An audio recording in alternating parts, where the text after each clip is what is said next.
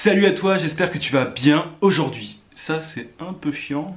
Bon, on va faire avec. Dans la vidéo d'aujourd'hui, je vais t'expliquer pourquoi selon moi c'est le bon moment pour se lancer en tant que freelance. Si tu suis ma chaîne régulièrement, tu as sans doute envie de te lancer, mais peut-être que voilà, tu te dis que t'es pas encore prêt, que peut-être que voilà, il y a certains trucs à savoir que tu ne sais pas encore. Et pourtant, il y a de plus en plus de monde qui se lance. Donc, je vais t'expliquer voilà les différentes raisons qui me poussent à penser que c'est vraiment maintenant, en tout cas en 2017, ouais, je vais tomber, qu'il faut se lancer. Bref, du coup, si tu as besoin d'une dernière raison pour te déclarer en tant qu'auto-entrepreneur, regarde cette vidéo jusqu'à la fin. Juste avant de te parler de tout ça, je te rappelle que tu peux télécharger juste ici ma fiche méthode pour décrocher des clients par mail. Allez, c'est parti!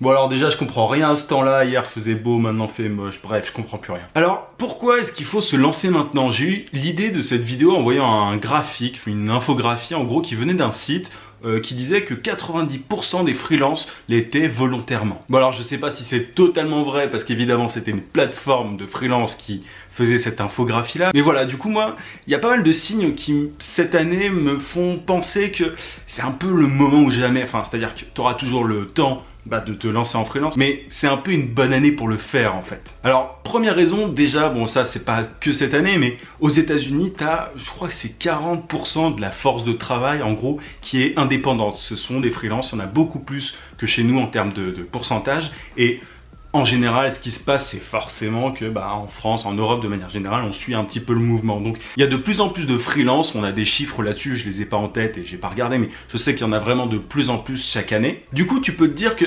forcément, vu qu'il va y en avoir plus, il va y avoir un peu plus de concurrence. Tu sais que moi sur ma chaîne, je t'invite vraiment à te spécialiser pour justement ne pas subir cette concurrence. Mais voilà, au fur et à mesure, de toute façon, il y en aura de plus en plus. Donc, tu as vraiment intérêt à te lancer le plus tôt possible et en plus de te spécialiser comme ça, vraiment derrière, la concurrence qui va arriver derrière, elle ne pourra pas te piquer entre guillemets ton marché. Parce que tu as le temps vraiment de faire une différence dès maintenant et voilà, de gagner des clients, de gagner leur confiance, d'avoir un réseau plus important que ceux qui vont se lancer d'ici 2 ans par exemple. Et je suis quasiment sûr que dans 3 ans, un truc comme ça, mais il y aura, je sais pas combien il y a de pourcentage exactement de freelance actuellement, mais je pense que ça va vraiment être énorme et vraiment c'est un truc que les gens ont de plus en plus envie. Enfin voilà, le freelancing ça attire beaucoup parce que voilà, tu peux gérer ton temps, tu peux bouger un petit peu, voilà, tu es flexible et du coup ça attire vraiment et c'est sûr et certain que d'ici quelques années, les 40% des États-Unis, on va les avoir aussi en France. Du coup, ça c'est une première raison. Il y a souvent un truc aussi qui est mis en avant par certains, c'est que quand t'es freelance, t'as pas forcément la sécurité, machin, il y a pas mal d'obstacles pour certains.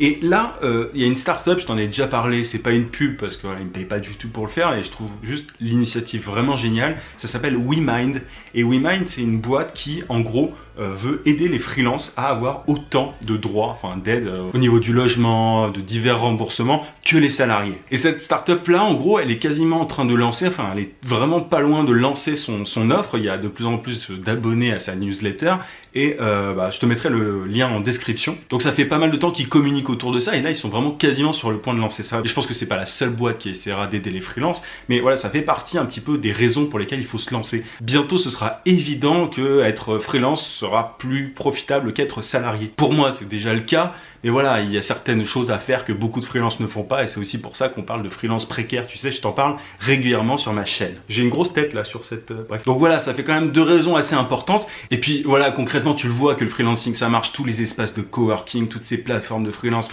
voilà, c'est quand même assez évident quoi. Souvent, quand on a envie de se lancer, on se trouve plein de raisons, on se dit ouais, mais bon, c'est un peu risqué, qu'est-ce que je fais? Et du coup, on procrastine, j'ai réussi à le dire, je suis content. Et on s'invente des excuses. Moi, j'ai pris quasiment 1 an avant de me lancer. Je me disais ouais, mais c'est risqué, machin, alors que je n'ai ni enfant, je ne suis pas marié, j'ai pas de... voilà, tu vois, c'est juste...